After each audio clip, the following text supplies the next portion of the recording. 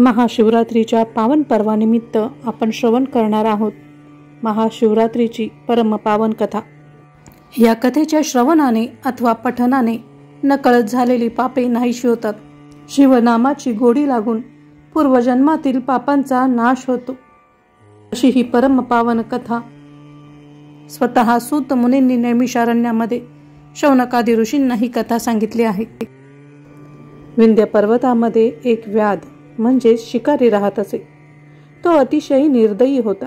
पशुपक्ष्यांशी हत्या करायचा, मुक्या जीवांना ठार मारण्याचे असंख्य अपराध त्याने केले होते। एके दिवशी तो धनुष्यबाण घेऊन शिकारीसाठी निघाला होता। शिकारीसाठी जात असताना त्याला एक शिवालय दिसले। योगायोगाने तो महाशिवरात्रीचा दिवस होता। त्या पर्व काळी दर्शन घेण्यासाठी चहूकडून भक्त मंडळी येत होती। परिसरात मध्ये मोठी यात्राच भरली होती।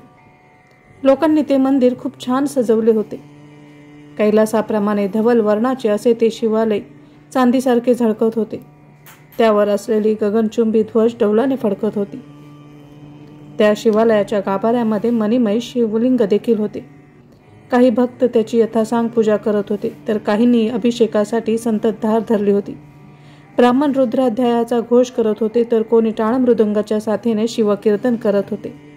ते दृश्य पाहून व्याधाची पावलेही तिथे वळली। शिवभक्तीचा उल्हास पाहून तो तेथेच थांबला। त्याला लोकांची फार गंमत वाटू लागली।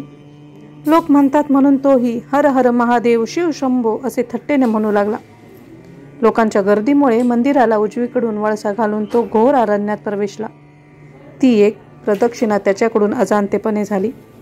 वनातून हिंडताना एखाद्याने गाणे गुणगुणावे तसा तो व्याध गमतीने शिव शिव हर हर म्हणत होता। अशा तऱ्हेने त्याच्या मुखातून शिवनामाचा जप होऊ लागला। त्या दिवशी रानात खूप भटकंती करूनही त्याला शिकार मिळाली नाही। सूर्यास्त होऊन अंधार पसरला, तरी देखील त्या व्याधाला काही शिकार सापडली नाही। त्याला तेथे एक मोठे सरोवर दिसले। त्या सरोवराच्या काठी पाणी पिण्यासाठी येथे श्वापदे येतील, पशु येतील म्हणून तो त्या एका झाडावर चढून बसला। धनुष्यावर बाण लावला आणि कोणीतरी पशु पाणी पिण्यासाठी तेथे येईल या आशेने वाट पाहत बसला। बराच काळ गेला तरी सावज दृष्टीस पडले नाही, म्हणून तोही कंटाळला होता। त्याने धनुष्यबाण बाजूला ठेवले आणि जवळची बिल्वपत्रे उजव्या हाताने खोडून खाली टाकू लागला। त्या झाडाखाली ब्रह्मदेवांनी स्वहस्ते स्थापन केलेले एक शिवलिंग होते। त्याने खाली टाकलेली बिल्वपत्रे त्यावर पडत होती। हाही योगायोगच। त्यामुळे शिवजी प्रसन्न झाले। जिभेला चाळा म्हणून तो व्याध शिव शिव हर हर म्हणत होता। त्या योगे तो नकळत शिवस्मरणच करत होता। अशा प्रकारे त्याला त्या शिवरात्रीस अनायासे उपोषण घडले, जागरण घडले, पूजन व स्मरणही घडले। त्यामुळे त्याची पातके नष्ट होऊ लागली। एक प्रहर लोटला। त्या सरोवरावरती एक सुंदर कोमल गर्भिणी हरिणी पाणी पिण्यासाठी आली। तिने दुरूनच त्या व्याधाला पाहिले। तो तिला यमराजांसारखा भासत होता। तिला पाहून त्या व्याधाने धनुष्यावर बाण चढवून नेम धरला। तेव्हा ती घाबरली आणि त्याला उद्देशून मनुष्यवानाने म्हणाली, हे महापुरुषा, मी काहीही अन्याय केला नसताना मला का मारतोस? मी गर्भवती आहे। माझ्या पोटात लहान अज्ञानी गर्भ आहे। मला मारलेस तर तोही मरेल आणि तुला गर्भहत्येचे महापाप लागेल। अरे, शेकडो लहान जीव मारले तर एका बोकडाच्या हत्ये इतके पाप लागते। 100 बोकडांना मारल्याने एका बैलाच्या हत्ये इतके पाप लागते आणि 100 बैलांची हत्या म्हणजे एक गोहत्या। 100 गायींच्या वधाचे पाप एका ब्राह्मणाच्या वधा इतके असते। एका स्त्रीचा वध केल्याने 100 ब्रह्महत्यांचे पातक लागते। 100 स्त्रियांची हत्या म्हणजे एका गुरुची हत्या आणि एका गर्भिणीला जीवे मारणे हे तर गुरुहत्येच्या शतपट पाप आहे, असे शास्त्र सांगते। मी तर काहीच अपराध केलेला नाही, मग मला का मारतोस? तेव्हा तो शिकारी म्हणाला, माझ्या संपूर्ण घराची जबाबदारी माझ्यावर आहे। शिकार मिळाली तरच त्यांना काही खाऊ घालता येईल। परंतु मला एका गोष्टीची नवल वाटते, तू हरिणी असून मनुष्याप्रमाणे शास्त्राच्या गोष्टी कशा बोलतेस? तुला एवढे ज्ञान कुठून प्राप्त झाले हे सर्व मला सांग। तेव्हा ती हरिणी म्हणाली, पूर्वी देव आणि असुर यांनी क्षीरसागराचे मंथन करून जी 14 रत्ने बाहेर काढली त्यात मीही होते। मी रंभा नामक अप्सरा होते। मी तेथे स्वर्गातील दिव्य भोग भोगत असे। तिथे माझ्या सौंदर्याशी बरोबरी करू शकेल असे कोणीही नव्हते। त्यामुळे स्वतःबद्दलच्या अभिमानाने मी गर्विष्ठ झाले. मी शिवभक्ती सोडली. भगवान शंकरांची पूजा अर्चा नामस्मरण भजन तसेच शिवरात्र सोमवार व प्रदोष व्रते करेनाशी झाली. माझी बुद्धीच भ्रमिष्ट होत होती. जणू अमृत प्यायचे सोडून मी मद्य पिऊ लागले. मला देवांची संगत आवडेनाशी झाली आणि त्यातच एक हिरण्य नावाच्या दैत्याच्या सहवासामध्ये मी रमू लागले. एके दिवशी तो हिरण्य मृगयेसाठी गेला असता मी घरी एकटेच होते. तेव्हा मला काय वाटले कोण जाणे. तेव्हा मी कैलासावर जाऊन शिवदर्शन घ्यावे असे मनात आले. म्हणून मी तेथे गेले तर मला पाहून शिवप्रभू क्रोधित झाले आणि त्यांना मला शाप दिला. ते म्हणाले, तू महापापिनी आहेस. तुमच्या अपराधांना क्षमा नाही. जा भूलोकी हरिणीच्या जन्मास जा. आत्ताच्या तुमच्या 2 सख्या त्याही तुमच्यासारख्या हरिणी होतील. हिरण्यासूर माझा भक्ती करीत नाही. तोही मृगरूपाने तुमच्या बरोबरच राहील. अशा प्रकारे शिवशापामुळे आम्हाला या कर्मभूमीत मृगजन्म मिळाला आहे. आता मी गर्भवती असून माझा प्रसूती काळ जवळ आला आहे. म्हणून मी तुला विनंती करते, यावेळी मला मारू नकोस. मी माझ्या घरी जाते. प्रसूत झाल्यावर माझ्या पाडसाला तेथेच ठेवून मी पुन्हा इथे येईल. तेव्हा तू माझा प्राण घे. त्याला माझी काहीच हरकत असणार नाही. मी हे अगदी खरे बोलत आहे. तेव्हा हरिणीचे म्हणणे ऐकून तो व्याध म्हणाला, माझा तुमच्या वचनांवर विश्वास बसत नाही. स्वतःचा जीव वाचवण्यासाठी तुम्ही प्राणी मात्र कितीही खोटे बोलू शकता. तू महापापांचा उच्चार करून परत येण्याची शपथ घेतलीस तरच माझा विश्वास बसेल. तेव्हा त्याच्या समाधान करण्यासाठी त्या गरीब हरिणीने तशी शपथ घेतली. तेव्हा ती हरिणी म्हणाली, मी जर माझे वचन पाळले नाही तर जो ब्राह्मण कुळात जन्म घेऊनही जो नर वेदशास्त्रांचे अध्ययन करत नाही, संध्या पाळत नाही, शुचित्व पाळत नाही, त्याचे पातक माझ्या माथी पडो. वेदांची विक्री करणे, परपीडा करणे, गुरूंची निंदा ऐकणे, हरिहरांची व साधूची निंदा करणे, ब्राह्मणांना दिलेले दान परत मागून घेणे, अशा अनेक प्रकारच्या भ्रष्ट मार्गांचे आचरण केल्याने व स्वधर्म सोडून दिल्याने जे पाप लागते ते मला लागे. तसेच देवालयामध्ये तांबूल भक्षण करून हरिकीर्तन ऐकणे, देवालयासारख्या पवित्र स्थानी स्त्री बरोबर व्याभिचार करण्याचे पाप मला लागू. ती पुढे म्हणाली, जे पती पत्नीचा वियोग घडवून आणतात ते या जन्मी नपुंसक बनतात. जे दुसऱ्यांचे वर्मे काढून त्यांची निंदा करतात ते कावळ्याच्या जन्माला जातात. जे स्वतः जवळ विद्या असूनही इतरांना सांगत नाहीत ते पिंगळा म्हणून जन्म घेतात. जे ब्राह्मण अयोग्य दान घेतात ते पूर्वजन्मी गंडमाळा त्यांना रोग होतो. जे दुसऱ्याच्या गायी पळवून आणतात ते अल्पायुषी होतात. जो राजा आपल्या प्रजेला त्रास देतो तो वाघ किंवा सापाच्या योनीत जन्माला येतो. साधूजनांना आकारण छळणाऱ्यांचा निर्वंश होतो. ज्या स्त्रिया हट्टाने व्रतवैकल्य करतात, पतीची उपेक्षा करतात, घरात धनधान्य असूनही कोणाला खाऊ पिऊ घालत नाहीत, त्या स्त्रिया पुढील जन्मी वटवाघळे होतात. आपल्या पतीची कुरूप आहे म्हणून ज्या निंदा करतात, त्याचा त्याग करतात, त्या पुढील जन्मी बालविधवा होतात. आणि तेव्हाही जर जार कर्म केले तर त्यांना पुढील जन्म वेश्येचा प्राप्त होतो. जे आपल्या आईवडिलांना छळतात ते पुढील जन्मी माकड होतात. जी सून आपल्या सासू सासऱ्यांना छळते तिची मुले वाचत नाहीत. त्यामुळे हे व्याधा, मी जर परत आले नाही तर ही सर्व पापे माझ्या माथी बसतील. माझे बोलणे असत्य ठरले तर माझ्याकडून शिवपूजेचा अपहार घडला असे होईल. मी पुन्हा निश्चयाने सांगते, मी व्यसनभंग करणार नाही आणि हीच माझी शपथ आहे. त्यावर तिच्या बोलण्यावर विश्वास ठेवून व्याधाने तिला सांगितले, ठीक आहे, एवढी शपथ घेते आहेस तर जा, पण रात्र संपण्याआधी परत ये. तेव्हा हरिणी म्हणाली, व्याधा, माझ्या बोलण्यावर विश्वास ठेवून तू हे पुण्य कर्म करत आहेस. त्यायोगे तू पुढे शिवपदात जाशील. नंतर सरोवरातील पाणी पिऊन ती हरिणी आपल्या कुटुंबात परतली. ती हरिणी निघून गेल्यानंतर तो बसल्या बसल्या पुन्हा त्या बेलाची पाने खोडून खाली टाकू लागला. वृक्षाखाली असलेल्या शिवलिंगावरती पडू लागली आणि अशा प्रकारे त्याच्याकडून नकळतच 2 प्रहरामध्ये रात्रीच्या शिवपूजन घडले. नकळत घडलेली असली तरीही त्याची दुसरी पूजा शिवजींनी मान्य झाली. त्या पुन्हा येणे त्याचे पूर्वीच्या 7 जन्मातील अर्धे पाप जळून गेले. तो सहज भावाने पुन्हा शिवनाम घेऊ लागला. त्याला जागरण घडले. हरिणीच्या मुखातून पापफलांचे निरूपणही ऐकले होते. अर्थात त्याच्याकडून शिवरात्रीचे व्रत नकळत घडले होते.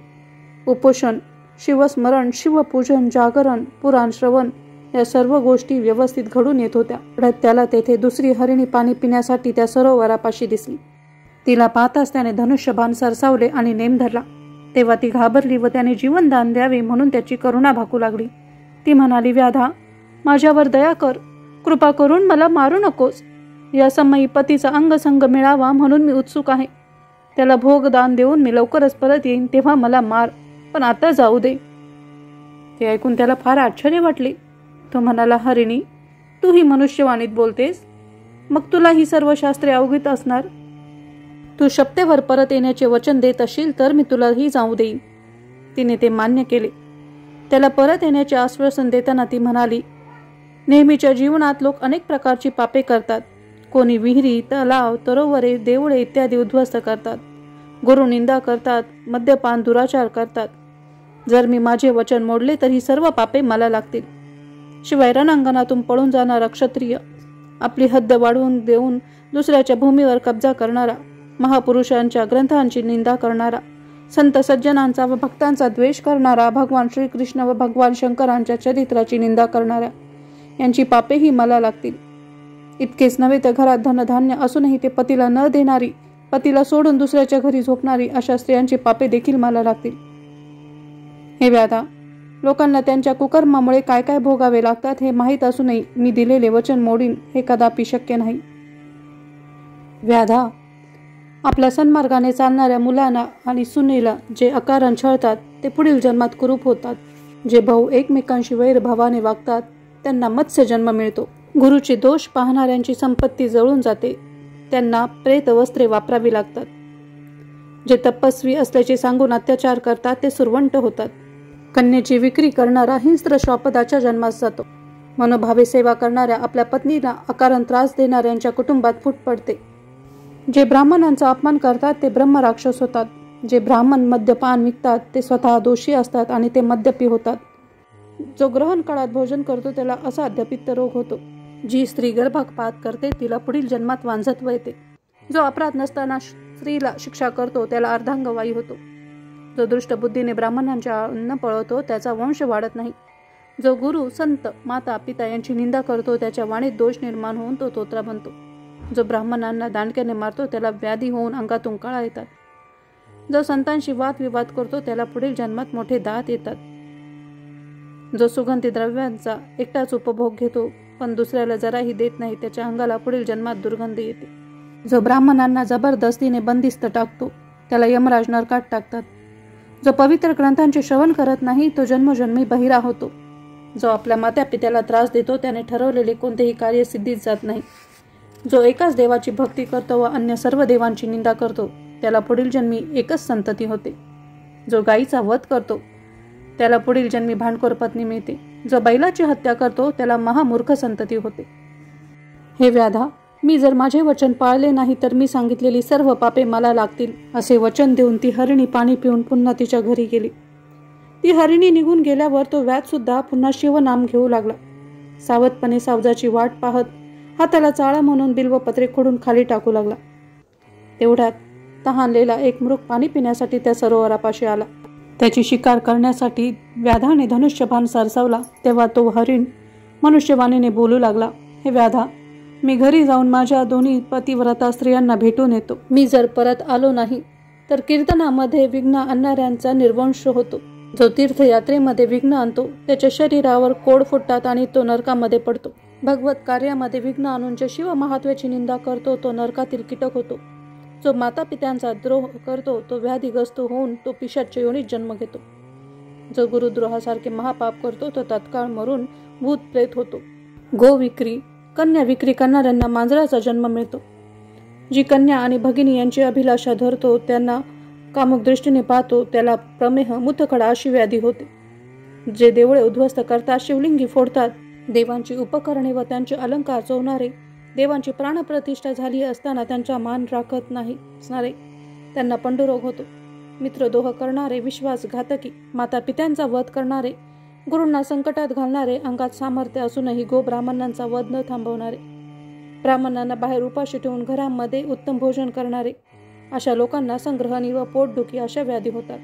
कर्मभ्रष्ट, पंचयज्ञ न करणारे, ब्राह्मणांच्या घरे जाळणारे, दुबळ्या वाटसरूंना मार्गात अडवून गाठणारे, संतांचा अपमान करणाऱ्या, गुरूंना दोष देणाऱ्यांची मुले जगत नाही. जो पित्याचा द्वेष करतो, ब्राह्मणांची अवहेलना करतो, त्याला शिवकीर्तन ऐकायला आवडत नाही. देवपूजेचा कंटाळा असणाऱ्यांचे, ब्राह्मणांचे पूजन न करणाऱ्यांना, तीर्थप्रसादास नको म्हणणाऱ्यांच्या हातापायांच्या शिरा आखडतात. हे व्याधा, मी तुला परत येण्याचे वचन देऊनही ते पाळले नाहीत तर ही सर्व पापे मला लागतील. मृगाने एवढे सांगितल्यावर पारध्याला नाही म्हणता येईना. तू लवकर परत ये असे सांगून त्याला जाऊ दिले आणि तो पुन्हा शिवनाम घेऊ लागला. त्या नामप्रभावाने त्याच्या मनात शिवजींबद्दल भक्ती निर्माण झाली. त्याचा कंठ दाटून आला, डोळ्यात अश्रू आले. वेळ घालवण्यासाठी तो पुन्हा बिल्वपत्रे खोडून खाली टाकू लागला. अशा प्रकारे त्या शिवरात्रीच्या परमपवित्र पर्व काळी त्या व्याधाकडून उपोषण, जागरण, श्रवण व रात्रीच्या 4ही प्रहरात शिवपूजन घडले. रात्रीचे प्रहर संपून सूर्योदय होऊ लागला आणि तेवढ्यात तेथे आणखीन एक हरिणी पाणी पिण्यासाठी त्या सरोवरापाशी आली. तिला पाहताच त्या व्याधाने बाण रोखला. त्याच्या रूपाने आपल्या समोर साक्षात काळच उभा आहे हे पाहून ती घाबरली. तरीही स्वतःला सावरून ती म्हणाली, हे व्याधा, मला मारू नकोस. मनामध्ये माझे पाडसे उपाशी आहे. मी त्यांना स्तनपान देऊन तुझ्याकडे परत येईन आणि समाधानाने मरण पत्करीन. हे ऐकून त्याला अत्यंत आनंद झाला. तिच्याकडून देखील शास्त्रार्थ जाणून घेण्यासाठी तो उत्सुक होता, म्हणून त्याने तिला शपथ देऊन जाण्यास सांगितले. तेव्हा ती हरिणी म्हणाली, जो ब्राह्मणांच्या घरावर कब्जा करतो त्याचे पितर भयंकर नरकात पडतात. जो माता व पुत्र, पती व पत्नी यांच्यात भांडणे लावतो, देव ब्राह्मणांचा मान ठेवत नाही, कठोर वचनांची त्यांची निंदा करतो, त्याचे हातपाय यमराज तोडतात. जो दुसऱ्याच्या वस्तू चोरण्यासाठी नेहमी टपून बसलेला असतो, त्याला साधूजनांचा सन्मान झालेला खपत नाही, त्याला वेदनायक नेत्ररोग होतो. पुस्तकांची चोरू करणारे मुके होतात, रत्ने चोरणारे आंधळे होतात, अत्यंत गर्विष्ठ असणारे रेड्याच्या जन्माला जातात, पारध्याला ससाण्याचा जन्म मिळतो. भगवत भक्तांची निंदा करणाऱ्यांच्या मुखाला असह्य दुर्गंधी येते. जो माता पित्याला मारहाण करतो तो लोळा पांगळा होतो. जो अत्यंत कंजूस असतो, जराही द्रव्य खर्च करत नाही, तो पुढील जन्मी महाभृजंग होतो. जो भिक्षेसाठी आलेल्या यतीला काही देत नाही, त्याची सर्व संपत्ती व संतती दग्ध होते. जो जेवायला बसलेल्या ब्राह्मणाला ताटावरून उठवून बाहेर घालवतो, त्याच्यापेक्षा दुराचारी कोणीही नाही. हे व्याधा, मी वचन देऊनही परत आले नाही तर ही सर्व पापे मला लागतील. हरिणीच्या मुखातून ते धर्मविषयक निरूपण ऐकून व्याध सद्गतीत झाला. तो तिला म्हणाला, ठीक आहे, तू पाणी पिऊन स्वस्थाने जा व बाळांना स्तनपान दे आणि मगच परत ये. त्याप्रमाणे ती हरिणी आपल्या पिलांपाशी निघून गेली. त्यानंतर तो मृग त्याच्या 3 हरिणी व त्यांची पाडसे त्या व्याधापाशी आली आणि व्याधाला म्हणाला, हे व्याधा, तुला दिलेले वचन मी पूर्ण केले आहे. तू सर्वात आधी माझा प्राण घे. हरिणी म्हणाला, तू आमचा वध कर. पतीच्या आधी मरण आले तर आम्हाला सद्गती मिळेल. पाडसांनीही नीट विचार केला व म्हणाली, माता पित्यांशिवाय जगणे म्हणजे आमच्यासाठी मरणच. तू आधी आम्हाला मार. त्यांचे बोलणे ऐकून व्याधाचे मन भरून आले. त्याच्या डोळ्यातून अश्रुधारा वाहू लागल्या. त्याने सर्व हरणांना वंदन केले आणि म्हणाला, आहा, आज माझे जीवन धन्य झाले. तुमच्या मुखातून निरूपण ऐकले आणि माझे अनेक जन्मींचे पाप जळून गेले. माझे मन व शरीर पावन झाले. आता तुम्हीच माझे गुरु आहात, तुम्हीच माता पिता, तुम्हीच माझे देव आहात. मला हा संसार, बायको, मुले व्यर्थ वाटू लागले आहेत. केव्हा एकदा शिवप्रद प्राप्त होते असे मला झाले आहे. तो पारधी असे गहीवरून बोलत असतानाच तेथे एक दिव्य विमान आले. त्यात 5 मुखे व 10 भुजा असलेले, व्याघ्रांबर धारण केलेले व अत्यंत तेजस्वी असे दिव्य शिवगण होते. तेवढ्यात त्या सर्व हरिणांना देखील दिव्य देह प्राप्त झाला. व्याधही प्रेमपूर्वक शिवनाम घेत होता. त्याने शिवगणांना साष्टांग नमस्कार केला. तेव्हा परिस्पर्श होताच लोखंडाचे स्वर्ण व्हावे तसे त्याचेही स्वरूप बदलले. तोही पंचमुख, दशभुज व तेजस्वी दिसू लागला. शिवगणांनी त्याला विमानात बसण्याची विनंती केली आणि दिव्यत्वास प्राप्त झालेल्या मृगांसह तोही विमानात बसून शिवलोकी गेला. त्याला शिवपद प्राप्त झाले. मृग परिवार दिव्य तारकांच्या रूपाने आकाशात झळकू लागले. अशा या दिव्य कथेच्या श्रवणाने महापातके पळून जातात. तर अशी ही दिव्य अलौकिक शिवरात्रीची महिमा सांगणारी कथा तुम्ही देखील अत्यंत आदराने मनपूर्वक भक्तिभावाने श्रवण करावी अशी मी तुम्हाला विनंती करते. आणि याच ठिकाणी ही कथा, हा व्हिडिओ संपवत आहे. ओम नमः शिवाय.